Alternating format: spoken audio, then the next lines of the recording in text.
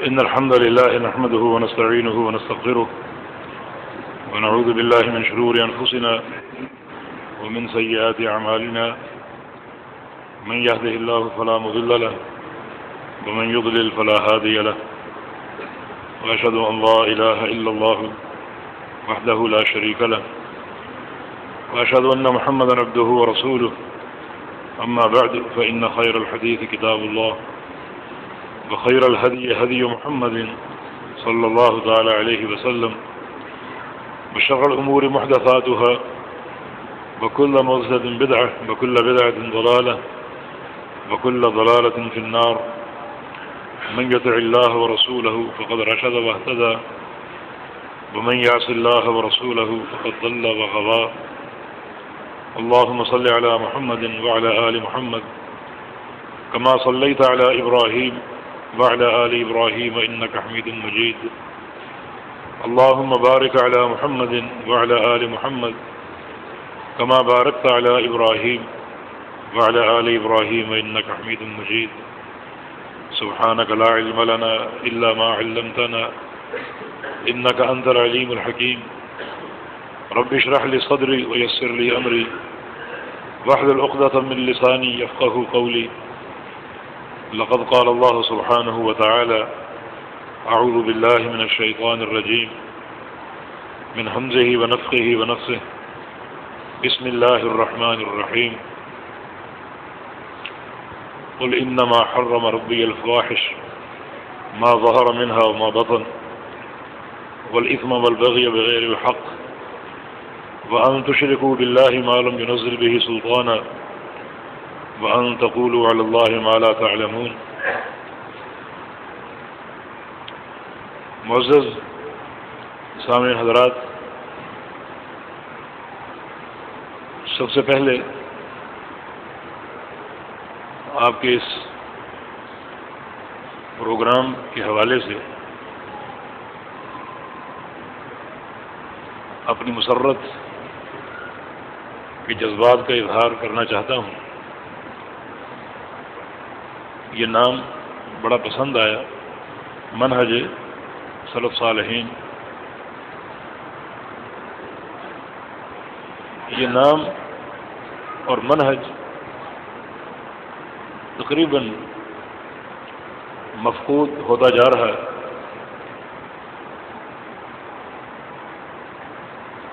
اس تناظر میں اس پروگرام کا یہ نام انشاءاللہ سلف صالحین کے منہج کے احیاء میں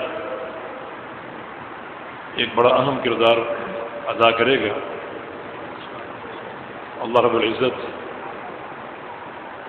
آپ سب کو جزائے خیر عطا فرمائے اور ہمیں یہ توفیق دے کہ ہم سلفی منہج کے پاسدار بنیں اور صحیح معنی میں اس کی پابندی کریں اور اس کے محافظ بنیں. اگر کوئی شخص اپنے آپ کو سلفی کہتا ہے تو اس کا یہ معنی نہیں ہے کہ وہ سلف صالحین کا مقلد یا پیروکار ہے،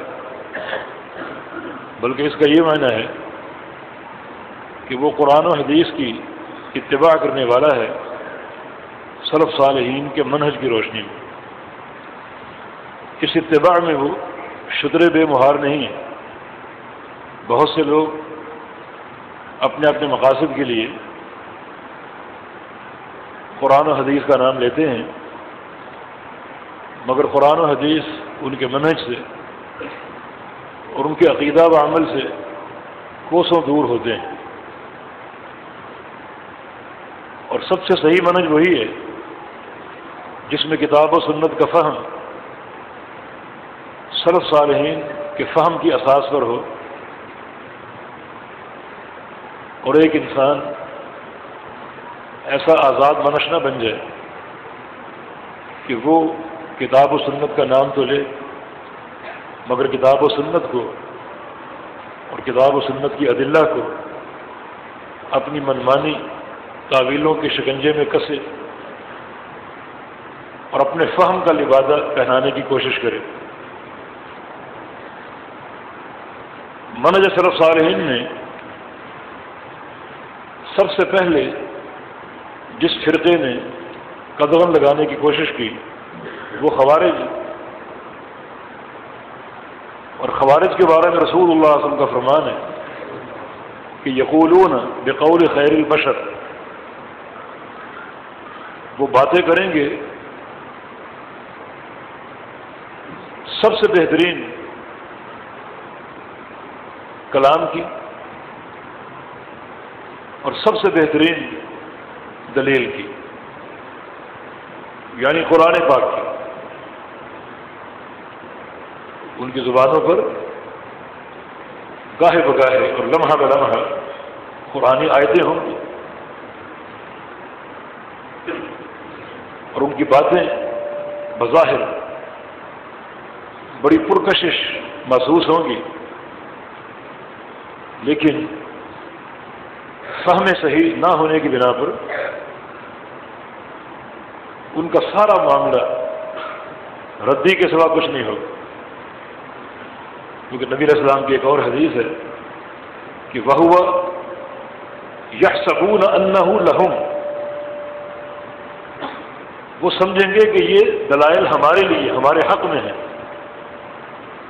وَهُوَ عَلَيْهِمْ، حالانکہ وہ سب کا سب ان کے خلاف ہوگا۔ جیسے ان الحکم الا للہ، انہوں نے تحکیم کے حوالے سے اس آیت سے استدلال کیا، یہ قرآن کی آیت ہے کہ جناب علی بن ابی طالب رضی اللہ عنہ اور ان کے مقابل تحکیم پر راضی ہو گئے ہیں، حالانکہ حکم تو اللہ کا ہے۔ جناب علی بن ابی طالب نے جب ان کے اس استدلال کے بارے میں سنا تو فرمایا کہ کلمۃ حق ارید بها الباطل، یہ کلمہ حق ہے، قرآن کی آیت ہے، مگر تمہارا معنی باطل، تمہاری مراد باطل۔ امام شافعی رحمہ اللہ نے کتاب و سنت کے فہم کے حوالے سے بڑی نفیس بات کی ہے، فرماتے ہیں کہ نؤمن باللہ وما جاء من اللہ علی مراد اللہ، ونؤمن برسول اللہ وما جاء عن رسول اللہ علی مراد رسول اللہ صلی اللہ علیہ وسلم۔ ہم اللہ تعالیٰ پر ایمان لاتے ہیں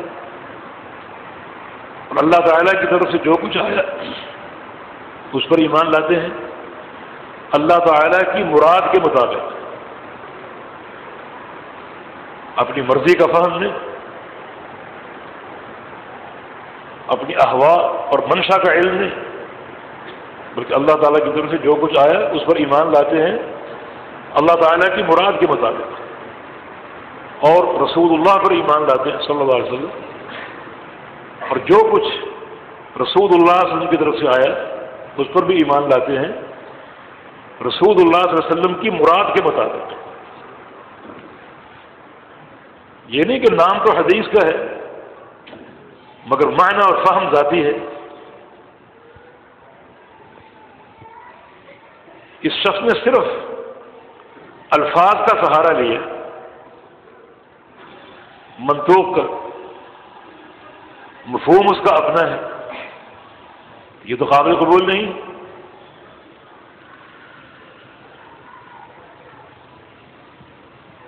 تو منہج سلف صالحین بہت ہی عمدہ اصطلاح ہے، اور ہمیں اپنے سلفی ہونے پر فخر ہے، کیونکہ اس کا معنی یہ ہے کہ سلفی کتاب و سنت کا پیروکار ہوتا ہے سلف صالحین کے فہم کے مطابق۔ سلف صالحین سے کیا مراد ہے؟ اس میں علماء کی تعبیر مختلف ہے۔ کچھ لوگ کہتے ہیں کہ سلف صالحین سے مراد صحابہ کا دور ہے، دوسری رائے یہ ہے کہ سلف صالحین سے مراد صحابہ اور تابعین دونوں کا دور ہے، اور تیسری رائے یہ ہے کہ سلف صالحین سے مراد صحابہ، تابعین اور تبع تابعین کا دور ہے، تینوں دور. اور یہ تیسرا قول زیادہ معتبر، کیونکہ اس قول کو نبی علیہ السلام کے ایک فرمان کی تائید حاصل ہے. رسول اللہ صلی اللہ علیہ وسلم کا فرمان ہے کہ خیر الناس قرنی ثم الذین یلونہم ثم الذین یلونہم، کہ سب سے بہترین زمانہ میرا زمانہ ہے، جس میں آپ بھی ہیں اور صحابہ کرام بھی ہیں. اس کے بعد وہ زمانہ جو صحابہ کے بعد آئے گا، یہ تابعین. اس کے بعد وہ زمانہ جو تابعین کے بعد آئے گا، یہ تبع تابعین، اتباع تابعین. اور تینوں ادوار کو رسول اللہ صلی اللہ علیہ وسلم نے خیر کہا ہے، بہترین قرار دیا ہے. اس کے بعد کیا ہوگا؟ فتنے ہوں گے، جہالتیں ہوں گی. تو یہ تینوں ادوار، ان میں خیر ہے. اور ہر دور اہل علم سے مالا مال ہے. میں اس آپ کے عنوان کے حوالے سے ایک دو باتیں عرض کرنا چاہوں گا کہ منہج سلف صالحین جو ہے وہ دو چیزوں میں مرکوز ہے. ایک علم نافع اور دوسرا عمل صالح. کہ ہر شخص، وہ نوجوان ہو، بوڑھا ہو، مرد ہو یا عورت ہو، اس کی توجہ مرکوز ہو علم نافع کے حصول پر. اور علم نافع تبھی بنتا ہے جب اس پر عمل بھی ہوگا، تب وہ نافع بنے گا، وگرنہ وہ نقصان دہ ہے. رسول اکرم صلی اللہ علیہ وسلم یہی دعا کیا کرتے تھے کہ اللہم انی اسألک علما نافعا، یا اللہ میں تجھ سے سوال کرتا ہوں علم نافع کا. اور ساتھ ہی یہ دعا کرتے تھے اللہم انی اعوذ بک من علم لا ينفع ومن قلب لا یخشع. یا اللہ میں تجھ سے میں تیری پناہ پکڑتا ہوں ایسے علم سے جو نافع نہ ہو، اور ایسے دل سے جس میں تیری خشیت نہ ہو، تیرا خوف نہ ہو. جس کا معنی علم نافع جو ہے وہ اللہ تعالیٰ کی خشیت کے ساتھ مقرون ہے. جس علم میں خالق کائنات کی خشیت حاصل نہ ہو، اس کا خوف حاصل نہ ہو، وہ علم نافع نہیں بن سکتا. لہذا منہج سلف صالحین کے احیاء کے تعلق سے ضروری ہے کہ میں بھی اور آپ، ہم سب کی توجہ ان دو نقطوں پر مرکوز ہے، علم نافع کا حصول اور اس علم کے مطابق عمل. اس علم کے مطابق عمل. الذی خلق الموت والحیات لیبلوکم ایکم احسن عملا. اللہ رب العزت نے کہ موت و حیات کا سارا نظام ایک امتحان بنا دیا ہے، اور امتحان کا نقطہ بھی ایک ہی ہے کہ احسن عمل کون لاتا ہے. بس یہ ہماری زندگی کا حاصل ہے. اور جب یہ زندگی ختم ہوگی تو آگے کا معاملہ انہی دو چیزوں کی بہتری پر قائم ہے. لہذا علم نافع اور عمل صالح پر ہم سب کی توجہ مرکوز ہونی چاہیے. علم نافع اللہ تعالیٰ کی وحی کا علم ہے، اور عمل صالح اس علم کے عین مطابق عمل کرنا. علامہ ابن قیم رحمہ اللہ، ان کی عبارتیں ان کی کتابوں میں جا بجا موجود ہے. الفوائد میں یہ بات موجود ہے کہ ایک انسان کی تکمیل دو چیزوں کے ساتھ. اس وقت تک انسان ناقص ہے جب تک یہ دو چیزیں نہ ہوں. جب یہ دو چیزیں ہوں گی تو وہ انسان مکمل ہے، کامل ہے. اس کی انسانیت کی تکمیل ان دو امور کے ساتھ، دو قوتوں کے ساتھ، ایک قوت علمیہ اور دوسری قوت عملیہ، علمی قوت اور عملی قوت، ان دو قوتوں کے ساتھ انسان کی تکمیل۔ وہ یہ منہج سلف صالحین۔ پھر وہ بتاتے ہیں کہ علمی قوت کیا ہے۔ علمی قوت ایک ایسی قوت ہے جو باہر سے آتی ہے، خارج سے، وہ اندر پیدا نہیں ہوتی، باہر سے آتی ہے اور باہر سے آ کر انسان کے دل میں داخل ہو جاتی ہے۔ یہ علمی قوت باہر سے آتی ہے اور انسان کے دل میں داخل ہوتی ہے، دل کو معطر کرتی ہے، دل کو منور کرتی ہے اور دل کو خشیت الہی سے بھر دیتی ہے۔ علمی قوت اندر پیدا نہیں ہوتی، جو علم اندر پیدا ہوتا ہے وہ خواہشات کا علم ہے، اہوائے نفس کا علم ہے، ذاتی آراء کا علم ہے۔ وہ علم مردود ہے، قابل قبول نہیں ہے۔ علمی قوت باہر سے آتی ہے۔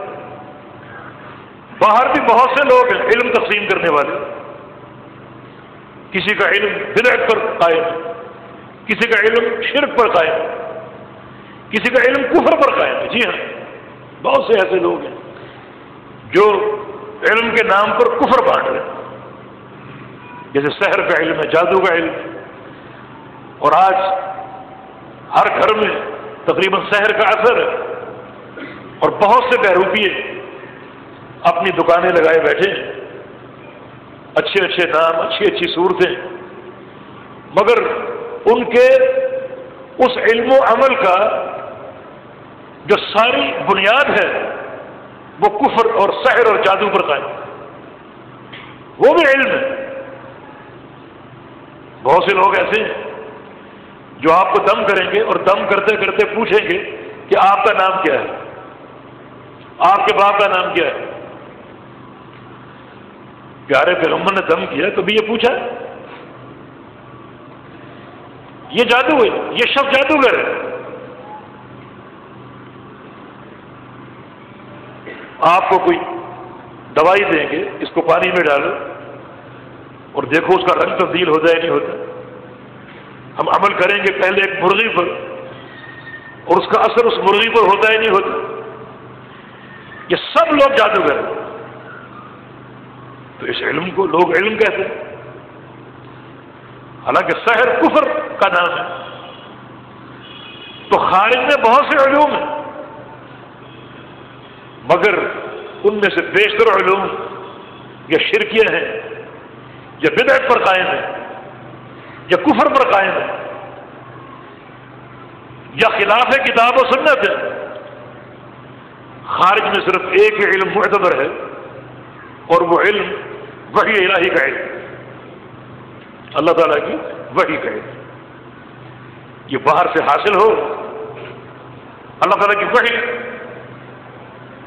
دو چیزوں کا نام ہے، وَأَنزَلَ اللَّهُ عَلَيْكَ الْكِتَابَ وَالْحِكْمَةَ، اللہ نے آپ پر قرآن اتارا اور حدیث اتاری۔ یہ دو چیزیں خالق کائنات کی وحی، اور باہر کچھ لوگ موجود ہیں علماء ربانیین جن کے سینوں کو اللہ رب العزت نے انہی دو علوم سے منور فرمایا۔ ان کی جستجو ہو، ان کی طلب اور تلاش ہو، ان کا قصد ہو اور ان سے یہ علم حاصل کیا جائے، یہ میری اور آپ کی ضرورت ہے۔ سفیان بن عیینہ کا قول ہے کہ لو کان الفقیہ علی رأس جبل لکان هو الجماع، ایک عالم دین اگر پہاڑ کی چوٹی پر بیٹھا ہو تو سب پر یہ فرض ہوگا کہ پہاڑ کی چوٹی پر چڑھیں، اس سے ملاقات کریں اور اس سے علم حاصل کریں، طلب علم کی اس کے پاس جائیں۔ کیونکہ یہ وہ علم ہے جس کی منفعت آپ کی آخرت سے متعلق ہے۔ اگر کوئی دنیا کا علم ہوتا، دنیا کی منفعت ہوتی، تو ہم قطعاً یہ تکلف گوارا نہ کرتے کہ پہاڑ پر چڑھے، لیکن اس علم کا تعلق ہماری اصلاح معاد کے ساتھ ہے۔ اس علم کے بدلے اور عمل کے بدلے اللہ کی رضا، اللہ کی محبت، اللہ تعالیٰ کی جنت حاصل ہوتی ہے۔ تو اس کے لیے پہاڑ کی چوٹی پہ چڑھنا تو کیا اس سے بھی بڑے بڑے سفر اور طویل رحلات ہو سکتے ہیں، مشقتیں برداشت کی جا سکتی ہیں۔ تبھی تو سلف صالحین طلب حدیث کے لیے، طلب علم کے لیے لمبے سفر کیا کرتے تھے، طویل سفر، طویل سفر۔ ابن العربی اپنے شاگردوں کو ایک صحیفہ دکھایا کرتے تھے اور فرماتے ہیں کہ اس صحیفے کو پانے کے لیے میں نے 70 مرحلے پیدل سفر کیے، اتنا طویل سفر۔ امام ابو حاتم الرازی فرمایا کرتے تھے کہ میں نے طلب حدیث کے لیے 3000 میل پیدل سفر کیا۔ کسی شاگرد نے پوچھا کہ 3000 میل کے بعد آپ نے سفر کرنا چھوڑ دیا تھا؟ فرمایا کہ نہیں، شمار کرنا چھوڑ دیا۔ سفر میرے جاری رہے، قائم رہے، لیکن شمار کرنا چھوڑ دیا۔ کیوں؟ اس لیے کہ یہ علم ہماری آخرت کی اصلاح کی اساس ہے۔ اس کو حاصل کرنے کے لیے جہاں جانا پڑے سفر کر کے جانا ضروری ہے۔ بقی ابن مخلد دیار اندلس کے محدث فرمایا کرتے تھے کہ طلب حدیث کے لیے میں نے 3 بر اعظموں کا سفر کیا۔ 3 بر اعظم، 3 ملک نہیں، دنیا میں چند ہے کہ بر اعظم۔ طلب حدیث کے لیے میں یورپ گیا، طلب حدیث کے لیے میں افریقہ گیا، طلب حدیث کے لیے میں ایشیا گیا، 3 بر اعظم۔ آج ہوائی جہازوں کا دور ہے، کوئی گیا ہے 3 بر اعظم؟ کوئی خال خال لوگ گئے ہوں گے، وہ بھی علم کے لیے نہیں، دنیا داری کے لیے۔ مگر یہ سلف صالحین کا تمیز ہے کہ اس طرح وہ علم نافع کے حصول کے لیے مستعد ہوتے اور کمر بستہ ہوتے۔ یہ علمی قوت جو خارج سے آتی، جو وحی الہی کا نام ہے، اور اندر داخل ہوتی ہے، اندر داخل ہو کر انسان کے دل کو خشیت سے، اللہ کے خوف سے بھر دیتی ہے۔ اس کا معنی علمی قوت کے لیے 2 باتیں ضروری ہیں۔ ایک یہ کہ وہ باہر سے آئے، اندر پیدا نہ ہو۔ اندر پیدا ہوگی وہ آراء اور احوا کا علم ہے، باہر سے آئے وحی الہی، اور باہر سے آ کر انسان کے دل میں داخل ہو، انسان کے دل میں داخل ہو۔ جب وہ دل میں داخل ہوگی تو اس کے اعمال، اس کی حرکات، اس کا عقیدہ اس علمی قوت کا ترجمان ہوگا، اس کے عمل میں کتاب و سنت کی خوشبو ہوگی، اس کے عقیدے میں کتاب و سنت کا رنگ ہوگا، اور دنیا اس بات کو پہچانے گی۔ تو علمی قوت کیا ہے؟ یہ باہر سے آتی ہے۔ اس کے لیے ضروری ہے کہ آپ کا قصد ہو علماء ربانیین کی طرف، جو عالم ہے، عالم جن کا واقعات اللہ کی وحی سے تعلق ہو، اور ایک عالم کی کسی بھی علاقے میں پہچان کیا ہے، منصب تدریس پر کون فائز ہوتا ہے، منصب افتاء پر کون فائز ہوتا ہے؟ فتویٰ ہے، تدریس ہے، تحدیث ہے، حدیثوں کو بیان کرنا۔ یہ کام ہر ایک کا تو نہیں۔ علماء اور محدثین کے کلام سے کچھ باتیں واضح ہوتی ہیں کہ عالم کون ہے۔ مفتی کون ہے؟ حدیثیں بیان کرنے والا کون ہے؟ تدریس کے منصب پر فائز کون ہے؟ ہر ایک نہیں، ایک شرط ابن صلاح نے اور اس دور کے ایک اور عالم تقی الدین ذکر کی ہے، جس شرط کا نام ہے استفاضہ. یعنی عالم وہ ہے جس کی علاقے میں طلب علم کے تعلق سے شہرت ہے. علاقے کے لوگ جانتے ہو کہ یہ کہاں پیدا ہوا، اس نے علم کہاں حاصل کیا، کس کس سے حاصل کیا. حصول علم کے بعد اسے مسند تدریس پر بٹھانے والا کون ہے؟ کھیل تماشا نہیں کہ ایک بندہ 2 کتابیں پڑھ لے. مشائخ کون ہے معلوم نہیں، اور ایک مسند پر بیٹھا ہو، فتوے بھی دے رہے، تدریس بھی کر رہے اور علم کو تقسیم بھی کر رہے. کم از کم جو محدثین علماء سلفیین ہیں، جو منہج سلف صالحین پر قائم ہیں، وہ طلب علم کے اس طریق کو نہیں جانتے، نہیں مانتے. استفاضہ ایک شہرت، یہ کہاں پڑھتا رہا، کس کس سے پڑھا، اور اس کو مسند تدریس پر فائز کرنے والا کون؟ امام مالک رحمۃ اللہ علیہ امام دار الہجرہ فرماتے ہیں کہ میں نے اس وقت تک فتویٰ اور تدریس اور تحدیث کی مسلم کو نہیں سنبھالا جب تک میرے 70 استادوں نے مجھے نہ کہا. 70 مشائخ مجھ سے طلب کی، مجھے اصرار کیا کہ تم اس مسلک کے اہل ہو، تم بیٹھو، تدریس کرو، اصلاح کا کام سنبھالو، احادیث بیان کرو. 70 مشائخ. ایک عالم معروف ہوتا ہے طلب علم میں، اور کس کے اذن سے اس مسلک پر وہ فائز ہو. ہمارے ملک میں مدارس کا نظام، مدارس کا جو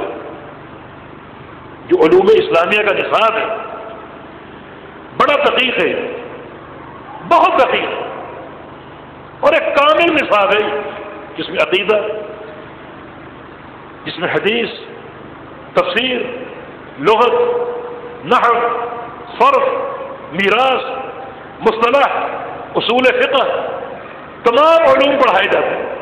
یہ علوم اسلامیہ کا ہے اور بہت ہی دقیق یہ نظام ہے. ان مدارس کی عظمت شان کا سب کو اعتراف کرنا چاہیے. یونیورسٹیوں میں، کالجوں میں جو ایک نصاب ہے نا، یعنی اسلامیات کے تعلق سے، وہ بڑا سطحی، بہت سطحی. مجھے یاد ہے رحمانیہ میں ہم 3ری کلاس میں پڑھتے تھے، صرف 3ری کلاس، اور ایک ایم اے کا طالب علم مجھ سے پڑھنے آتا. نے کہا 3ری جماعت ہمارے مدرسے کی، اور کہاں 16ویں جماعت یونیورسٹی کی. وہ ادب عربی اور نحو صرف مجھ سے پڑھتا تھا، حالانکہ میں ایک بالکل مبتدی طالب علم تھا، اور 14 سال کے قریب میری عمر تھی. میں یہ ایک تقابل آپ کے سامنے پیش کر رہا ہوں کہ ہمارے مدارس کا نظام بڑا دقیق ہے. ایک طالب علم اس نظام میں داخل ہو، اپنے مشائخ کے سامنے ذہن میں تلمس طے کرے، اور یہ 8 سال کی صحبت معمولی نہیں. مشائخ بھی معروف ہیں، ان سے پڑھتا ہے. اب مشائخ اس کو 8 سال دیکھتے ہیں اور اہل قرار دیتے ہیں کہ یہ تدریس کر سکتا ہے، اصلاح کے قابل ہے، اور وہ اس کو اجازت دیتے ہیں، بعض اوقات مامور کرتے ہیں اس مسلک کو آپ سنبھالیے. یہ ایک معروف طریقہ ہے، اور محدثین اسی طریق کو مانتے ہیں. سب مولانا رجال، ذرا بتاؤ تمہارے مشائخ کون ہے، کہاں سے تم نے پڑھا؟ ذرا اپنا مبلغ علم ذرا ہمیں واضح کرو. یہ تو نہیں کہ 2 متن پڑھے اور 2 سال پڑھا، یہ تمہارا مبلغ علم ہے اور تمہیں کثرت کو سنبھال لو. نہیں، اس طریق کو سلف صالحین قبول نہیں کیا گیا. یہاں واضح ہونا ضروری ہے کہ تم نے کیا پڑھا، کس سے پڑھا؟ کتنا عرصہ پڑھا؟ کس کے اذن سے تم نے یہ مسئلہ سنبھالی؟ تمہیں اجازت دینے والا کون ہے؟ کس کے نزدیک معروف ہے؟ اور معروف ہونے کے تعلق سے کچھ باتیں اور بھی ہوتی ہیں وہ غیر منہجی. 2-3 سال قبل میں عمرے کے لیے گیا. وہاں یورپ سے کچھ نوجوان آئے ہوئے تھے برطانیہ سے. ان کا موقف یہ تھا کہ عالم صرف وہ ہے جس کو سعودی عرب کی لجنہ دائمہ پہچانتی ہو. جو سعودی عرب کی کمیٹی ہے علماء کی وہ پہچانتی ہو وہ عالم. اس موقف کے تحت وہ کہتے تھے کہ پاکستان میں کوئی عالم نہیں ہے کیونکہ ان میں سے کسی کو سعودی لجنہ نہیں پہچانتا. میں نے عرض کیا لجنہ دائمہ جو سعودی عرب کی علماء کی کمیٹی ہے یقیناً بڑے بڑے علماء پر مشتمل ہے. بڑے بڑے علماء یقیناً وہ کمیٹی آج عقیدے میں عمل میں ہماری قدوہ اور رہنما ہے. ان کے ساتھ تعلق موجب سعادت ہے. یقیناً یہ بات درست ہے. لیکن یہ شرط کہاں سے آپ لے کر آئے کہ وہ کمیٹی جس کو جانتی ہو وہ عالم ہے ورنہ نہیں؟ اس پر وہ مصر تھے. میں نے پوچھا کہ معرفت یا تزکیے کی اساس کیا ہے؟ کیا وہ کمیٹی پاکستان آئی اور پاکستان میں علماء سے ملی؟ یہ یہاں کے علماء سعودی عرب گئے اور وہاں کمیٹی سے ملاقات کی؟ آخر لکھا ہی ایک طریق ہے، ملاقات ہی ایک راستہ ہے پہچان کا. کہ راستہ تو مفقود ہے، بند ہے. حدود کا نظام ایسا بن چکا ہے کہ ان کا یہاں آنا مشکل ہے، ہمارا وہاں جانا مشکل ہے. مجھے میرے شاگرد کامران خالد پالوا حافظہ اللہ نے یہ بات بتائی کہ سعودی عرب میں ایک مجلس میں مجلس کبار علماء کے کچھ علماء موجود تھے اور میں نے یہ سوال لکھ کر بھیجا کہ مشائخ کرام کیا کسی عالم کے عالم ہونے کے لیے ضروری ہے کہ اس کو آپ لوگ پہچانتے ہو اور آپ کا تزکیہ اس کو حاصل ہو؟ جواب ملا کہ لا، نہیں، یہ ضروری نہیں. اگر یہ قاعدہ ہے تو اس قاعدے کو پھر وہاں سے چلنا چاہیے تھا کہ نہیں ضروری ہے، یہ کمیٹی ان کو پہچانتی ہے. لیکن نہیں، اگر پہچان ہو، رابطہ ہو، تعلق ہو، یہ تعلق یقیناً موجب سعادت. ہم نے پاکستان میں عقیدے کا کام کرنا چاہا کہ یہاں عقیدے کی بڑی کمی. ہم نے اسی لجنہ کبار علماء کی کتابوں کا انتخاب کیا. شیخ ابن عثیمین میرے استاد ہیں اور شیخ صالح الفوزان اور شیخ عبد المحسن العباد جو مرجع ہے سلفیین کے، ان کی کتابوں کا ہم نے انتخاب کر کے ان کے تراجم شائع کیے تاکہ سندھ میں عقیدے کی نشر و اشاعت. یہ تعلق موجب برکت ہے، لیکن کسی عالم کا عالم ہونا اس بات پر قطعاً موقوف نہیں ہے کہ اس کو یہ کمیٹی پہچانتی ہو یا کمیٹی کو رکن پہچانتا ہو. میرا ایک سوال ہے، محدث پنجاب حافظ عبد المنان غنی آباد کا نام آپ سعودی عرب میں لیں، سارے کبار علماء سے پوچھیں کہ اس کو آپ جانتے ہیں؟ کوئی بھی نہیں جانتا. یہ وہ محدث ہے جس نے حدیث سے پورے پنجاب کو بھر دیا. یہ قول میرا نہیں، یہ قول شیخ القل میاں نذیر حسین محدث دہلوی رحمہ اللہ کا. عبد المنان وزیر آبادی نابینا تھے، نابینا ان کے شاگرد تھے. فرمایا کرتے تھے اس اندھے نے پنجاب کو حدیث سے بھر دیا، لیکن کمیٹی کا کوئی رکن ان کا نام نہیں جانتا. میں نے بعض علماء سے پوچھا کہ شارح مشکات عبید اللہ رحمانی ان کا تعارف کرانا نہیں جانتے. کتنے علماء ہیں جو شیخ القل کو جانتے ہیں، کتنے علماء جو داؤد غزنی کو جانتے ہو، جو محمد گونڈروی کو جانتے ہو. حالانکہ یہ سارے کے سارے اتنے بڑے اساتذہ علم تھے کہ جن کی خدمات کی ایک تاریخ ہے. تو پھر یہ معرفت اور یہ تزکیہ قطعاً کافی نہیں اور نہ یہ شرط ہے. ہر علاقے کے علماء سب سے پہلے علاقے کی اساس چاہیے. تم نے علم کہاں سے حاصل کیا؟ تمہارے مشائخ کون ہیں؟ کتنے سال علم حاصل کیا؟ اور تمہیں اس مسلک پر فائز کرنے والا کہو، یہ ضروری۔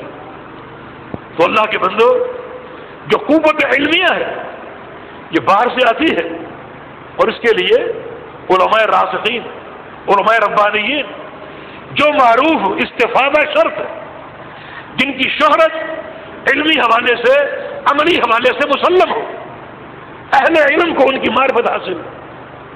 میرے استاد تھے مولانا حاکم علی صاحب مرحوم، صحیح بخاری کے حافظ تھے، سعودی عرب میں ان کو کوئی نہیں جانتا، اتنا بڑا محدث، تو کیا یہ مجہول قرار پائیں گے؟ نہیں، پاکستان میں معروف ہے، پاکستان کے علماء ان کو جانتے ہیں، مسلم، ہندوستان میں معروف ہے، لیکن سعودی کمیٹی کا جاننا کوئی ضروری نہیں۔ اصل معرفت علاقے کے علماء کی، اور بہت سے لوگ باہر سے کسی سے ناطہ جوڑ کر، خط و کتابت کر کے، انٹرنیٹ جو بعض معنی میں رحمت بھی ہے لیکن بیشتر معنی میں عذاب الہی ہے کہ مسلط ہے ان پر، اس سے روابط کے ذریعے کچھ تعلق جوڑ لیتے ہیں اور ایک موہوم سے، مہم سے تزکیے پر کام کرتے ہیں۔ تزکیہ اپنے ملک کا چاہیے، ملک کے علماء کا چاہیے، کن سے پڑھا، کون تمہارے مشائخ ہیں، کون تمہارے رجال ہیں، اور کس نے تمہیں اس مسلک پر فائز کیا۔ تو یہ ضروری ہے طلب علم کے لیے سلفی منہج کی پہچان، ایسے عالم کی تلاش جو واقعی عالم ہو اور جو واقعتاً اللہ رب العزت کی وحی سے منسلک ہو، اور وہ علم جو حاصل ہوگا وہ اندر داخل ہوگا انسان کے دل میں، اور انسان کے دل کو اللہ کی خشیت سے بھر دے گا،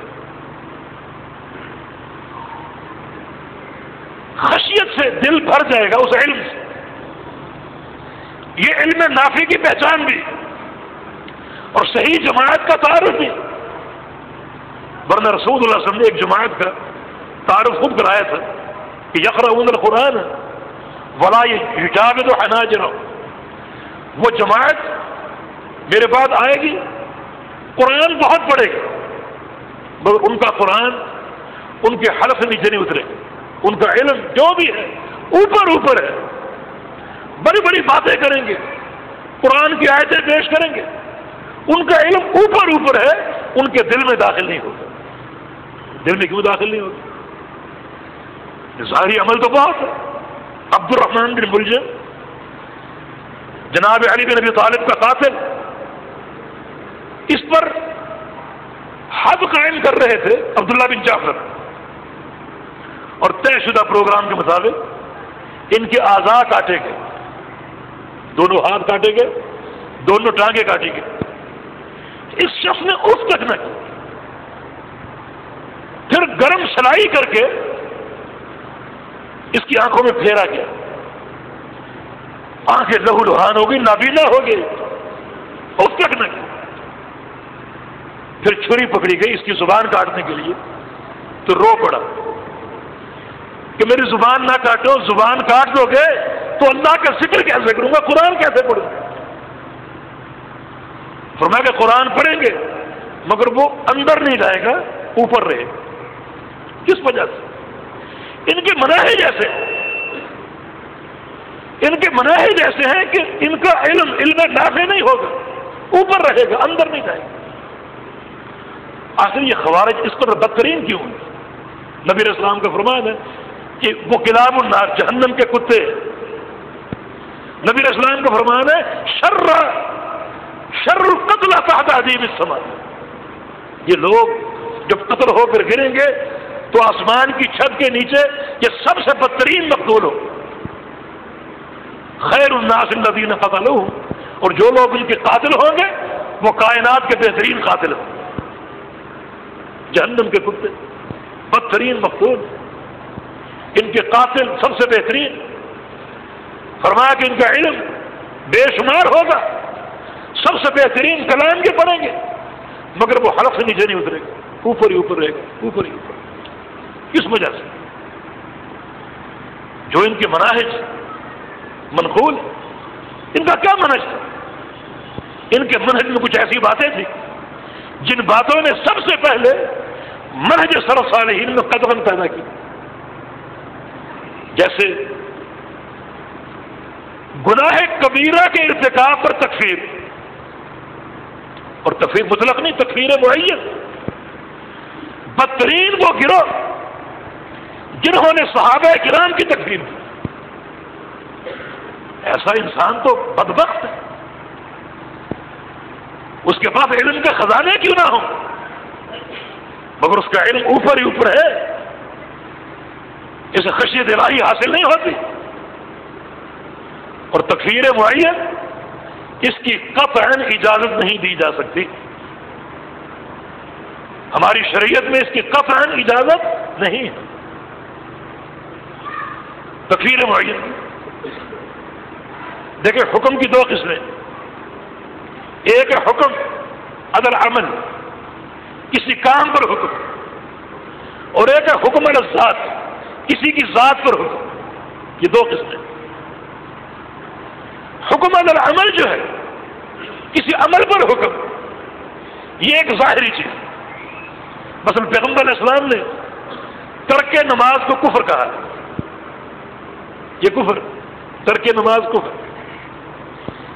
حکم علی العمل، اس کو بیان کرو خوب شد و مچ، کیونکہ اللہ کے پیغمبر نے بیان کیا، من ترک الصلاۃ متعمدا فقد کفر، جس شخص نے جان بوجھ کر ایک نماز چھوڑ دی اس نے کفر کیا، خوب اس کو بیان کرو۔ حکم علی العمل ہے، اور اللہ کے پیغمبر کا دائرہ اختیار یہیں تک تھا، عمل پر حکم لگا، نبی علیہ السلام نے ذات پر حکم نہیں لگایا، الا یہ کہ آسمان سے انکشاف ہوا ہو کسی کی ذات پر حکم کا۔ کیوں؟ عمل پر حکم ایک ظاہری چیز، ایک شخص نماز نہیں پڑھتا، ہمیں دکھائی دے رہا ہے، اس کا یہ عمل ہم دیکھ رہے ہیں، یہ ظاہری چیز، تو ہم ظاہر کو دیکھ کر حکم لگائیں گے کہ ترک نماز کفر۔ لیکن ذات پر حکم ایک ایسا حکم ہے جو ظاہر اور باطن دو چیزوں کے ساتھ حاصل ہوتا ہے۔ یہ ایک شخص کے کافر ہونے کے لیے صرف اس کا بے نمازی ہونا کافی نہیں، بلکہ ساتھ یہ ضروری ہے کہ اس کے اندر کیا ہے، یہ بے نمازی کیوں ہے، اور باطن کا علم کسی انسان کو حاصل نہیں، صرف اللہ کے پاس علم غیب، صرف اللہ جانتا۔ کفر مکمل حکم کب ثابت ہوگا؟ جب کسی انسان کے بارے میں ظاہر اور باطن دونوں چیزیں واضح ہو جائیں۔ ظاہر تو معلوم ہے لیکن باطن معلوم نہیں۔ باطن کسے معلوم ہے؟ صرف اللہ رب العزت۔ تو اللہ تعالیٰ حکم لگائے گا، یہ شرعی حکم ہے، ذات پر حکم شرعی حکم ہے، اور شرعی حکم کا اختیار اللہ کے سوا کسی کو حاصل نہیں۔ اللہ تعالیٰ نے قرآن پاک میں ایک بڑے گناہ کا ذکر کیا، شرک کا، اور شرک کے بعد ایک اور گناہ کا جو شرک سے بڑا ہے، وہ کیا ہے؟ وَأَن تَقُولُوا عَلَى اللَّهِ مَا لَا تَعْلَمُونَ، کہ اللہ پر تم ایسی بات کہو جس کا تم کو علم نہیں، یہ قول بلا علم، یہ گناہ شرک سے بڑا گناہ ہے کہ اللہ تعالیٰ پر بغیر علم کے کوئی بات کہو۔ میں اس کی مثال ایک دو پیش کرتا ہوں اسی مسئلے کے تعلق سے۔ صحیح بخاری کی حدیث ہے، ایک شخص فوت ہونے لگا تو اپنے بیٹے کو بلا لیا اور پوچھا میں تمہارا کیسا باپ تھا؟ بچوں نے جواب دیا کہ بہت اچھا۔ کہا کہ ایک وصیت کرنا چاہتا ہوں، اس کو نافذ کرو گے؟ بچوں نے کہا کیوں نہیں؟ کہا کہ میرے مرنے کے بعد مجھے جلا دینا۔ جلانا جائز ہے؟ ناجائز ہے، وصیت ناجائز ہے، مجھے جلا دینا اور میری راکھ محفوظ کر لینا، اور کسی ایسے دن کا انتظار کرنا جس دن تیز آندھی ہو، جب تیز ہوائیں چلیں، جھکڑ چلے، تو ان ہواؤں میں میری راکھ کو آدھی کو بکھیر دے اور باقی آدھی راکھ سمندر کے پاس جانا اور سمندر کی لہروں کے سپرد کر دے، تاکہ میری مٹی کا ایک ایک ذرہ بکھر جائے اور غائب ہو جائے۔ اور ساتھ یہ کہا کہ میں یہ وصیت اس لیے کر رہا ہوں کہ میرا گناہ ہے، اللہ اگر مجھے پکڑنے پر قادر ہوگی، لیکن قادر اللہ علیہ لیعذبنی عذاب شدید، اللہ تعالیٰ اگر مجھے پکڑنے پر قادر ہو گیا تو مجھے بڑا عذاب دے گا۔ اس کا کیا معنی ہے؟ اس کا یہ عقیدہ تھا کہ یوں جلائے جانے سے، بکھیرے جانے سے اللہ تعالیٰ مجھے پکڑ نہیں سکے گا۔ اب یہ عقیدہ کفر ہے یا نہیں؟ اللہ کی قدرت کا انکار کفر ہے یا نہیں؟ اس کی وصیت میں یہ دو چیزیں، میت کو جلانا اور پھر راکھ کو بکھیرنا، اور ساتھ یہ کہنا کہ اللہ رب العزت اگر مجھے پکڑنے پر قادر ہو گیا مجھے عذاب دے گا، لہذا میری راکھ کو بکھیر دینا تاکہ اللہ مجھے پکڑ نہ سکے۔ یہ قدرت کا انکار، قدرت کا انکار۔ ہم جیسا کوئی سطحی انسان میں بیٹھا ہو، وہ کہے گا تو کافر ہو گیا، یہ نہیں کہے گا یہ کلمہ کفر، کلمہ کفر ہے، اور میں بھی یہ کہوں گا، آپ بھی یہ کہیں گے یہ کلمہ کفر ہے۔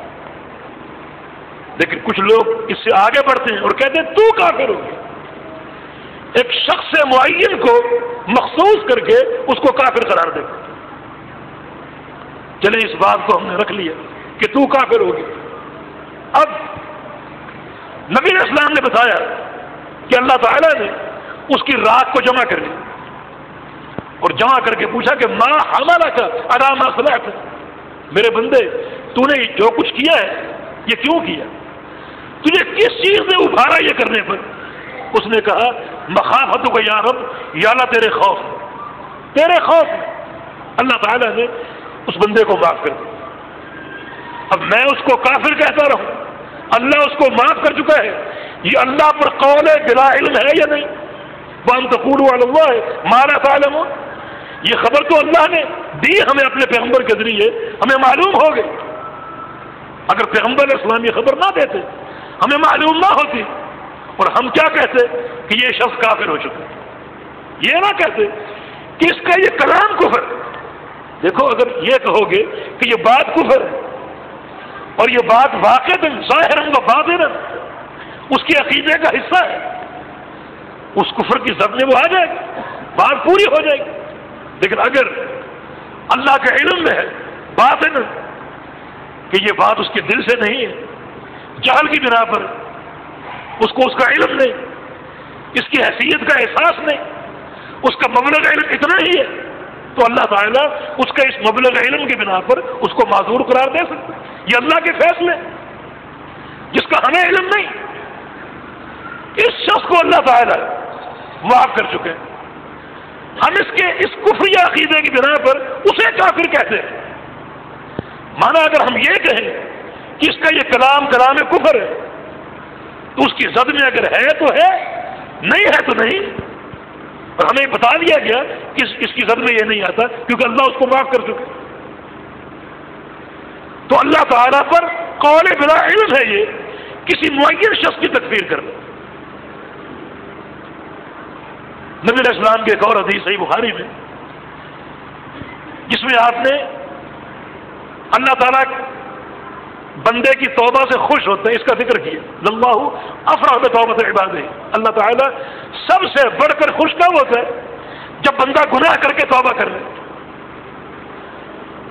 آپ نے اس کی مثال دی کہ جیسے ایک شخص جنگل میں ہے، سواری اس کے ساتھ ہے، اس سواری پر اس کا کھانا ہے، پانی ہے، مگر اچانک وہ گم ہو گئی، سواری گم ہو گئی۔ اب وہ جنگل بیابان، نہ کہیں کھانا نہ پانی، اب وہ بیچارہ ایک جگہ بیٹھ گیا، اپنی موت کا منتظر، اس کی آخری سانسیں چل رہی۔ اچانک سر اٹھا کے دیکھا سواری سامنے کھڑی ہے، کھانا بھی موجود ہے، پانی بھی موجود ہے، اتنا خوش ہوا کہ شدت فرحت کی بنا پر اسے احساس ہی نہ ہو سکا وہ کیا کہہ رہا ہے۔ شدت فرحت کی بنا پر کہہ اٹھا اللہم انت عبدی وانا ربک، یا اللہ تو میرا بندہ ہے میں تیرا رب ہوں۔ اس سے کیا ثابت ہو رہا ہے کہ ایک شخص شدت فرحت سے اس قدر مغلوب ہو جائے کہ اسے معلوم ہی نہ ہو سکے اس کی زبان پر کیا جاری ہوا، تو یہ کلمہ قابل معافی ہے یا نہیں؟ حالانکہ کلمہ کفر ہے، یہ کلمہ کفر ہے۔ اگر ہم سنیں گے ہم کہیں گے یہ کلمہ کفر ہے، لیکن کچھ لوگ کہیں گے تو کافر ہو گیا۔ حالانکہ اس نے یہ کلمہ کس بنیاد پر کہا؟ اس حدیث سے معلوم ہو رہا ہے کہ شدت فرحت کی بنا پر کوئی شخص اگر مغلوب ہو جائے اور مغلوب ہو کر کوئی ایسی بات کہہ دے جس کا اس کو احساس ہی نہیں، تو وہ قابل معافی اللہ کیا، اس کا فیصلہ اللہ کرے گا، ہم نہیں کریں گے، اور اللہ نے کر دیا، اللہ کے پیغمبر نے حدیث بیان کر دی۔ تو بعض اوقات ایک شخص ایک کفریہ بات کہتا ہے، کفریہ کام کرتا ہے، مگر وہ کافر نہیں ہوتا۔ یہ خبریں اللہ اس کے رسول سے پہنچ رہی۔ میرے بھائی اور دوستو، تکفیر معین کا اختیار اللہ کے پیغمبر کو بھی نہیں تھا۔ اللہ کے پیغمبر نے اگر کسی انسان کے کافر ہونے کا ذکر کیا تو اپنے خالق اور مالک کی وحی سے ذکر کیا۔ کیوں؟ اس لیے کہ تکفیر دو چیزوں کی متقابل ہے، ایک اس شخص کا ظاہر، دوسرا اس کا باطن۔ ہمارے سامنے اس کا ظاہر ہے، اس کا باطن نہیں۔ باطن کس کے سامنے؟ صرف اللہ کے سامنے، کسی انسان کے سامنے۔ تو باطن میں کیا ہو سکتا ہے ہمیں معلوم نہیں، ہو سکتا ہے اس کے باطن میں کوئی ایسی چیز ہو جو عند اللہ معذور ہو، عذر بن سکتی ہو، اور ہم مصر ہو اس کے اس ظاہری فیصلے پہ۔ وَأَن تَقُولُوا عَلَى اللَّهِ مَا لَا تَعْلَمُونَ، یہ اللہ پر قول بلا علم ہوگا۔ ہم کیا کہیں؟ وہی جو شریعت نے سمجھایا۔ شریعت نے یہ بات کہی ہے کہ اس کی اس بات کو، اس کے اس عمل کو کفر کہو، کوئی اتنا فرق نہیں ہے، اس کی ذات کو نہ کہو، ہو سکتا ہے وہ عمل کفر ہو مگر باطن کے اعتبار سے وہ عند اللہ معذور ہو، اس کے معذور ہونے کا ہمیں علم نہ ہو۔ لوگ نواقض ایمان کی بات کرتے ہیں کہ کچھ باتوں سے ایمان ٹوٹ جاتا ہے، یقیناً ٹوٹ جاتا ہے، مگر علماء کے کلام کو آپ پڑھیں، یہ اس وقت ہے جب اس کی شرائط موجود ہو اور موانع کی نفی ہو، کوئی مانع نہ ہو سکتا ہے ایک شخص کوئی ایسا ناقض ایمان اختیار کرتا ہے کہ اندر سے وہ معذور ہے، جاہل ہے، اور اس کا جہل عند اللہ عذر ہے، ہمیں اس کا علم نہیں۔ یہ علم صرف خالق کے کائنات کے پاس، ہمارے پاس نہیں۔ اس کے جہل کا فیصلہ، باطن کا فیصلہ اللہ کرے گا، ہمیں اس کا علم نہیں۔ ہم اس کے ظاہر کو دیکھ کر کہیں گے یہ چیز ناقض ایمان ہے، یہ کلمہ کفر ہے، یہ عمل کفر ہے، لیکن یہ نہیں کہیں کہ تو کافر ہو گیا۔ کیوں؟ ہمیں اس کے باطن کا علم۔ ہو سکتا ہے باطن وہ عند اللہ معذور ہو، اس کا عذر اللہ کے قابل قبول ہو۔ جیسے یہ دو مثالیں، وصیت کرنے والا اللہ کے ہاں قابل معافی قرار پایا، حالانکہ اس کا قول عقیدہ کفر تھا، وہ سمجھتا تھا کہ اللہ تعالیٰ اس طریقے سے مجھ پر قادر نہیں ہوگا، اللہ کی قدرت کا انکار کفر، مگر اللہ جانتا تھا کہ یہ باطناً معذور ہے، اس کا عذر اللہ نے قبول کر لیا، بندے کو معاف کر دیا۔ جیسے پیغمبر علیہ السلام کی مثال دی کہ ایک شخص شدت فرحت سے مغلوب ہو کر یہ بات کہہ دے، اس کو اس کا احساس ہی نہ ہو۔ ہم ظاہراً یہ کہیں گے کہ یہ کلمہ کفر ہے، اللہم انت عبدی وانا ربک، یا اللہ میں تیرا رب ہوں تو میرا بندہ ہے، یہ کلمہ کفر ہے، پرلے درجے کا کفر ہے، لیکن اس کا باطن کیا ہے یہ ہم نہیں جانتے، اللہ جانتے ہیں۔ اگر وہ باطناً بھی اس کفر کا مرتکب ہے تو پھر وہ کافر ہے، لیکن اللہ کے علم میں، اور اگر وہ باطناً معذور ہے تو پھر وہ معذور ہے، اس کا علم بھی اللہ کے پاس۔ تو ہم حکم کس پر لگائیں؟ لوگوں کے عمل پر، نہ کہ لوگوں کی ذات پر۔ پھر ایک تیسری چیز اور ہے، اور وہ یہ ہے کہ ایک معاملہ اور ہے سری، بالکل خفیہ، اس کا اظہار کی ضرورت نہیں۔ ایک بندے نے عمل کفر بک دیا یا کر لیا، کو کلمہ کفر کہہ دیا، کفر کا عمل کر لیا، اپنی غلطی کا اس کو احساس ہو گیا، تو یہ شرط نہیں ہے کہ اپنی غلطی سے آپ کو آگاہ کرے، کیا مجھے کافر کہنے والے میں رجوع کرتا ہوں، یہ شرط نہیں، بلکہ رات کی تاریکی میں وہ توبہ کر سکتا ہے۔ اس توبہ کی آپ کو اطلاع دینا ضروری نہیں، توبہ کا معاملہ بندے اور اس کے پروردگار کے مابین، اللہ کی طرف سے کوئی شرط نہیں کہ جب تک لوگوں کے سامنے کھڑا ہو کر معافی نہیں مانگے گا معاف نہیں کروں گا۔ اللہ فرماتے میرے بندے رات کو چھپ کر آ جائے، سری اور خفیہ مجھ سے توبہ کر لے، میں تجھے معاف کر دوں۔ تو توبہ کا دروازہ تو کھلا ہوا ہے۔ توبہ کے دو دروازے، ایک ذاتی ایک اجتماعی۔ ذاتی دروازہ کیا ہے؟ نبی علیہ السلام کی حدیث ہے کہ ان اللہ یقبل توبۃ عبدہ ما لم یغرغر، اللہ تعالیٰ اپنے بندے کی توبہ اس وقت تک قبول کر لیتا ہے جب تک بندے کی جان اس کے حلق میں نہ پھنس جائے. یہ ہر بندے کی ذات کے ساتھ جب تک وہ زندہ ہے اور اس کی موت کا وقت نہیں آ گیا، موت کا پیام نہیں آ گیا، اس وقت تک اس کی توبہ قابل قبول. اجتماعی دروازہ کیا ہے؟ نبی علیہ السلام کا فرمان ہے کہ ایک دروازہ ہے مغرب میں، جہاں سورج ڈوبتا ہے. جب قیامت قائم ہوگی تو وہاں سے طلوع ہوگا. جب سورج وہاں سے طلوع ہو رہا ہوگا تو وہ توبہ کا دروازہ بھی ہے، سورج کے طلوع ہونے سے وہ بند ہو جائے گا. اب توبہ کی کوئی گنجائش نہیں. تو توبہ کا دروازہ کب تک کھلا ہے؟ ایک بندے کے لیے اس کی موت تک، اور پوری کائنات کے لیے قیامت کے قائم ہونے تک. کیا توبہ کی شرائط میں ہے یہ کہ اس کی توبہ کا ہم کو علم ہونا چاہیے؟ نہیں. توبہ ایک سری معاملہ بندے اور اس کے پروردگار کے مابین. بندہ رات کو چھپ کر توبہ کر لے، اللہ اس کو معاف کر دے. تو عافیت کا راستہ کیا ہے؟ کہ اس کا یہ عمل کفر ہے. یہ نہ کہو کہ تو کافر ہو گیا، ممکن ہے وہ توبہ کر چکا، اللہ اس کو معاف کر چکا، اور آپ اس کو کافر کہنے پر مصر ہو. پھر کیا ہوگا؟ وَأَن تَقُولُوا عَلَى اللَّهِ مَا لَا تَعْلَمُونَ. یہ اللہ پر ایسا قول ہوگا جس کا تم کو علم نہیں. اللہ پر قول بلا علم یہ شرک سے بڑا گناہ ہے. قرآن نے اس کو ذکر کیا. خیر خواہی کا راستہ کیا ہے؟ نبی علیہ السلام کی ایک حدیث ہے کہ ادرا الحدود بالشبہات. ایک جامع قاعدہ ہے، بڑا عظیم قاعدہ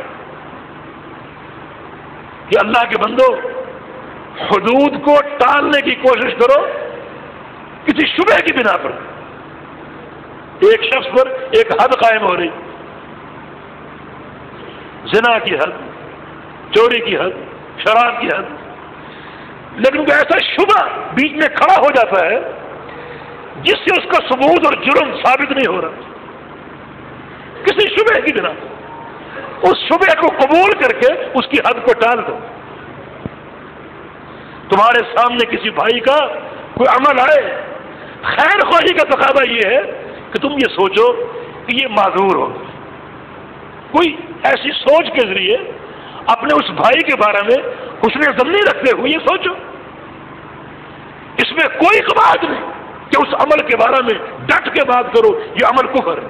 اس میں کوئی قباحت نہیں. یہ بالکل ڈنکے کی چوٹ ہونا چاہیے. لیکن معاملہ یہ ہے کسی بھائی کو معین کر کے مخاطب کر کے اس کو کافر قرار دیں. یہ دعوت کی مصلحت کے بھی خلاف ہے اور شریعت کے جو مقاصد ہیں اس کے بھی خلاف ہے، ان نصوص کے بھی خلاف ہے. اور سیدھی بات یہ ہے کہ حکم الذات شرعی حکم ہے اور ہر شرعی حکم کا اختیار صرف اللہ رب العزت کے پاس. ہم نماز کیوں پڑھتے ہیں؟ نماز ایک شرعی حکم. حکم ہمیں کس نے دیا؟ اللہ نے دیا. تمہارا ذاتی حکم تو نہیں. حج کیوں کرنا جاتے ہیں؟ شرعی حکم. حکم کہاں سے آیا؟ اللہ کی طرف سے. روزے کیوں رکھتے ہیں؟ شرعی حکم. یہ کہاں سے آیا؟ اللہ کی طرف سے. تو بھائی کسی کی ذات کو کافر کہنا ایک شرعی حکم ہے، اس میں آپ کا ذاتی اختیار کہاں سے آ جائے گا؟ اس کے لیے بھی اللہ کے حکم کا انتظار کرو. تو چونکہ شریعت میں وحی کا دروازہ بند ہو چکا ہے تو ضرورت ہی نہیں کسی کی ذات کو متعین کرنے کی. اس عمل کے بارے میں ڈٹ کر بات کرو. یہ عمل کفر ہے، یہ عمل نفاق، یہ عمل شرک ہے. اس ذات میں وہ شخص اگر آ رہا ہے تو 100 بار آئے، نہیں آ رہا تو کم از کم ہم تو بری ذمہ ہوں گے. ہم تو قول بلا علم نہیں کہیں گے اللہ کی ذات پر. تو خوارج کا ایمان ان کے اندر کیوں نہیں تھا؟ اس ایک عظیم ظاہرے کی بنا پر جو انہوں نے امت کی تکفیر کی، متعین کر کر کے نام لے لے کر لوگوں کو کافر قرار دیا. تو ایسے لوگوں کا ایمان، ایسے لوگوں کا عمل اوپر اوپر ہے، ان کے دل میں جو اللہ کی خشیت ہے، اللہ کا خوف ہے، قطعاً داخل نہیں ہوتا. ان کو عمل کی توفیق نہیں ملتی. عمل اگر کرتے ہیں تو اوپر اوپر ہوتا ہے، اس کا اندر سے، انسان کے دل سے اور خشیت الہی سے کوئی تعلق نہیں ہوتا. اور تکفیر میں ایک اور چیز چھپی اور وہ تنفیر ہے. جب ایک شخص کو کافر کہیں گے تو اس کا معنی کیا ہے؟ اس شخص کے تعلق سے آپ معاشرے میں نفرت کے بیج بو رہے. اور یہ تو پیغمبر علیہ السلام کے فرامین کے قطعا خلاف ہے۔ نبی علیہ السلام نے فرمایا تھا بشروا ولا تنفروا، لوگوں میں خوشیاں بانٹو، نفرتیں نہیں، یسروا ولا تعسروا، آسانیاں پیدا کرو مشکلات نہیں۔ یعنی دین کی روح ہی اس بات پر قائم ہے۔ اور کچھ لوگ ذرا کسی کا عمل دیکھا اور اس کی تحریر شروع کر دی، کوئی حجت قائم نہیں کی۔ حجت اگر قائم نہیں کرے تو کیسے قائم ہو سکتی؟ حجت کی اقامت بھی اللہ کے علم میں، تو ایسی باتیں کیوں کی جائیں جو ہمارے دائرہ علم سے باہر ہے، ہمارے دائرہ علم سے خارج ہے؟ ایسی باتیں کیوں کی جائیں؟ وہ باتیں کی جائیں جن کا شریعت نے ہم کو اختیار دیا۔ کتاب و سنت نے جب بھی حکم لگایا عمل پر لگایا، کسی کی ذات پر نہیں، ذات پر عمومی ہے، متعین انسان پر نہیں۔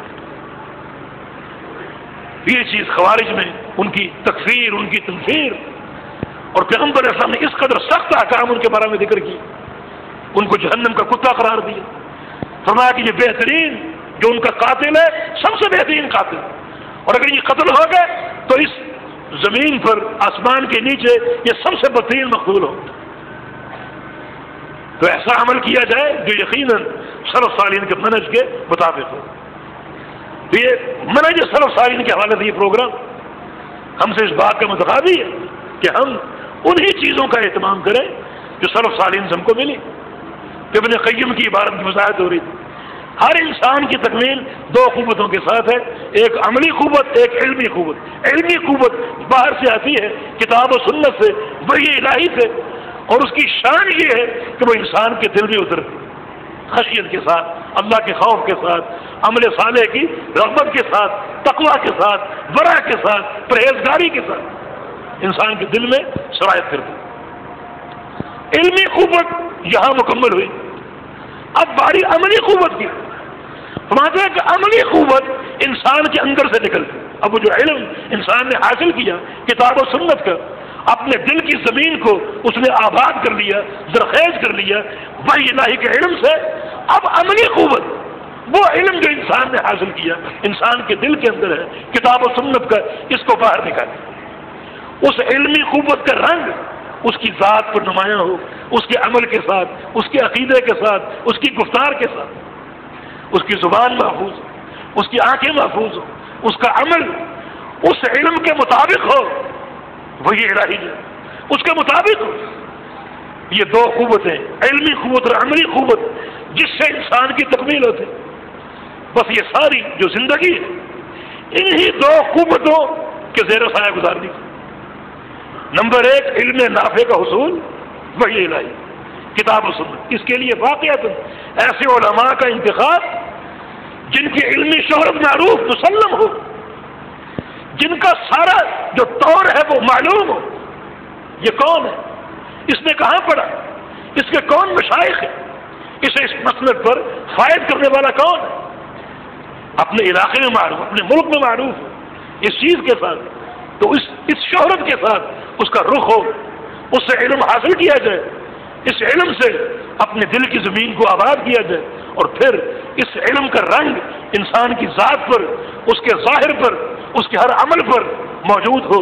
اس کی اگر نماز ہو تو اس علم کے مطابق، اس کا حج ہو تو اس علم کے مطابق، اس کے روزے ہو تو اس علم کے مطابق، الغرض کی پوری زندگی اسی علم کے مطابق گزر جائے۔ یہ دو چیزیں منہج سلف صالحین، علم و عمل۔ علم و عمل یہ صحابہ کرام کا وظیفہ تھا، جو اللہ کے پیغمبر کے صحبت یافتہ تھے، وہ کہتے ہیں کہ تعلمنا العلم والعمل جميعا، ہم نے اللہ کے پیغمبر سے علم اور عمل اکٹھا حاصل کی، علم و عمل ساتھ ساتھ لیا، اللہ کے پیارے پیغمبر کی صحبت، علم ہم نے لیا، خوب حاصل کیا، اور ساتھ ساتھ اس پر عمل بھی کیا، عمل کو لیٹ نہیں کیا، مؤخر نہیں کیا، بلکہ علم و عمل ساتھ ساتھ چلتے گئے، ساتھ ساتھ چلتے گئے۔ یہ صحابہ کرام کا منہج، جس منہج کو رسول اللہ صلی اللہ علیہ وسلم نے فرقہ ناجیہ کی اساس قرار دی، فرقہ ناجیہ جو اس چیز پر قائم ہو جس پہ میں ہوں اور میرے صحابہ۔ تو اللہ کے پیارے پیغمبر کی پوری زندگی ان دو چیزوں کی ترویج پر گزری، ایک علم نافع پر، دوسری عمل صالح پر، اور صحابہ کرام نے پوری زندگی انہی دو چیزوں کو اللہ کے پیغمبر سے حاصل کیا اور اپنے ظاہر و باطن کو ان سے منور کیا، ایک علم نافع، دوسرا عمل صالح۔ اور یہ وہ منہج سلف صالحین کا جو بحمدللہ محفوظ طریقے سے ہم تک پہنچ چکے، کتاب و سنت کے ذریعے ہم تک منتقل ہو چکے۔ تو ہم بھی اسی منہج کے پیروکار بن جائیں اور اس علم و عمل کے ذریعے اپنی اس حیات و موت کے اصل مقصد کو پورا کرنے کی کوشش کریں۔ الذی خلق الموت والحیات لیبلوکم ایکم احسن عملا، اللہ وہ ذات ہے جس نے حیات و موت پیدا کی تاکہ تم کو آزمائے احسن عمل کے تعلق۔ احسن عمل نبی علیہ السلام کی اتباع کرنا، احسن عمل اس علم کا نام ہے جو کتاب و سنت سے حاصل ہو۔ بس یہ ایک نقطہ ہے جو میرے آپ کے ابتلاء کا محور ہے، اس پر پوری زندگی بسر کریں، گزاریں۔ اللہ پاک اس کی ہمیں توفیق عطا فرما دے، اس منہج پر ہم کو قائم و دائم رکھے، ہمارا عقیدہ سلف صالحین کے علمی نور سے محفوظ ہو، یعنی کتاب و سنت سے، ہمارا عمل سلف صالحین کے اس علمی نور سے محفوظ ہو، یعنی کتاب و سنت سے، اور ہماری گفتار ہر چیز کتاب و سنت کے مطابق ہو۔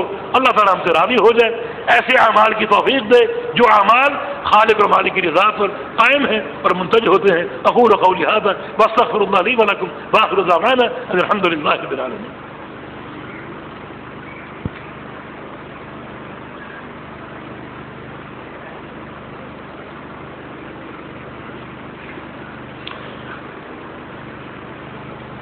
ایک شخص شرک کرتا ہے کہ اس کو مشرک کہہ سکتے ہیں، اس کے عمل کو شرک کہا جائے، اس کے عمل کو شرک کہا جائے، اور اگر وہ ظاہر و باطن اس میں ملوث ہے تو عند اللہ وہ مشرک ہے۔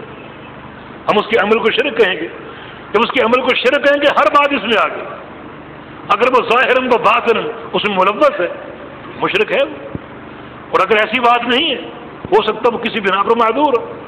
دیکھیں نبی علیہ السلام کے تم عمار بن یاسر اللہ کے پیغمبر پر روتے ہوئے اور کہا کہ یا رسول اللہ صلی اللہ علیہ وسلم، مجھے کفار نے اتنا مارا کہ میں نے آپ کی ذات کو مطعون کہہ دیا، میری زبان سے انہوں نے آپ کے بارے میں سب و شتم کہلوا دیا اور گالی زبان سے نکلوا دی آپ کے بارے میں۔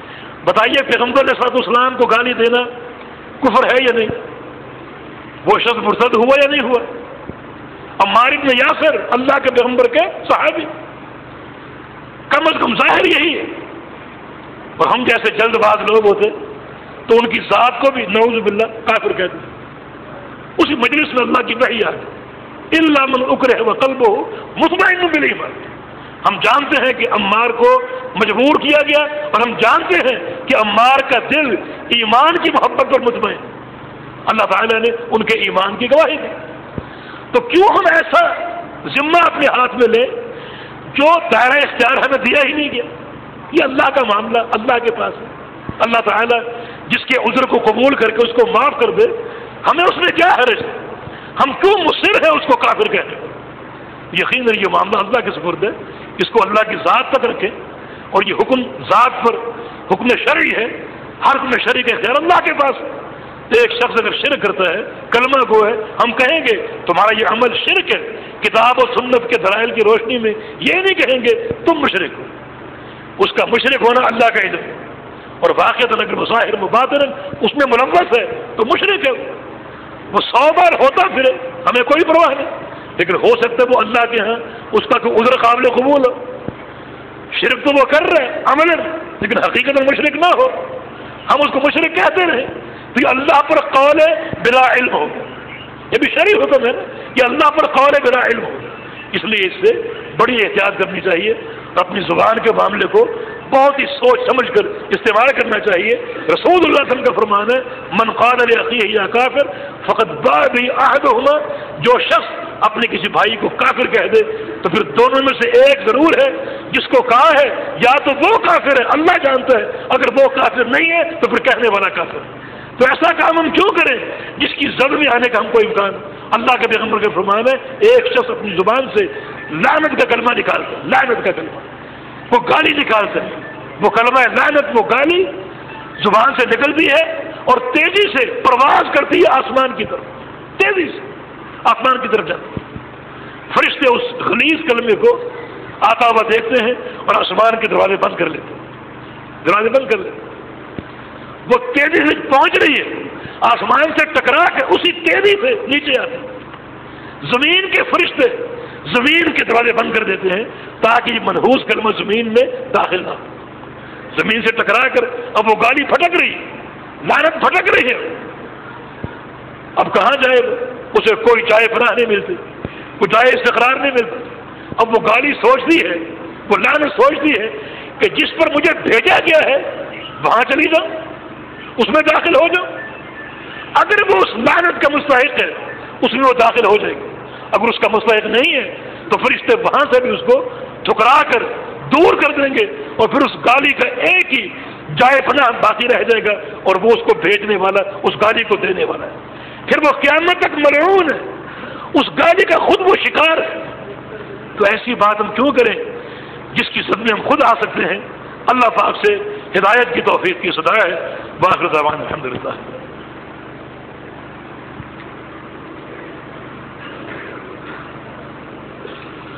یہ کچھ ساتھیوں کے لیے دعا کی اپیل کا ذکر ہے۔ یہ محمد زاہد، امیر حمزہ، دعا کریں کہ اللہ رب العزت ہمارے ان بھائیوں کو صحت کاملہ اور شفاء کاملہ عطا فرمائے۔ اگر کوئی شخص نواقض اسلام کا میں سے کسی کا مرتکب ہو، اسے کیا کہا جائے؟ نواقض اسلام کا مرتکب ہے تو دیکھا جائے گا یہ ظاہراً و باطناً مرتکب ہے، تو چونکہ ہمیں اس کے باطن کا علم نہیں ہے، ہم یہ نہیں کہیں گے اس کا اسلام ٹوٹ گیا اور یہ کافر ہو گیا، ہم یہ کہیں گے اس نے ایک ایسے امر کا ارتکاب کیا جو امر اسلام کا ناقض ہے، اس کی ذات پر بات نہیں کریں گے۔